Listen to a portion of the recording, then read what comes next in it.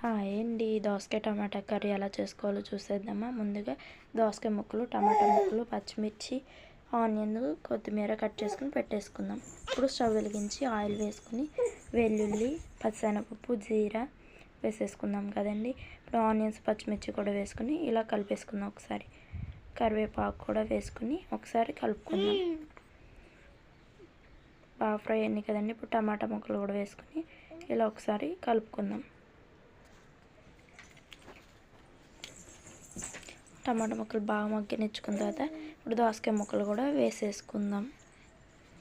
దోసకాయ ముక్కలు వేసుకున్నాం కదండి. మరొకసారి ఇలా తిప్పేసుకుందాం. ఇప్పుడు గల్లిప్పు, చిటికెడు పసుపు వేసుకుందాం. వేసుకుని మరొకసారి ఇలా కలిపేసుకుందామండి. కోడిగుడ్లు కూడా ఉడకబెట్టేసుకుని తొక్క తీసేసుకుందాం. బాగా మగ్గినాయి కదండి ముక్కలు. ఇంకొంచెం మగ్గనిద్దాం. ఓ 5 minutes మూత పెట్టుకుని మగ్గబెట్టుకుందాం. మగ్గిపోయిందండి. ఇప్పుడు కొత్తిమీర వేసుకుందాం.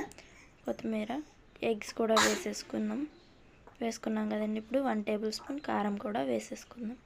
కారం వేసుకుని ఈ విధంగా కలుపుకుందాం.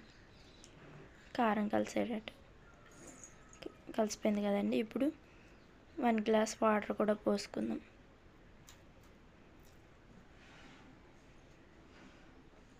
వాటర్ పోసుకున్నాం కానీ ఒకసారి కలుపుకొని ఈ విధంగా ఉడికించుకుందాం.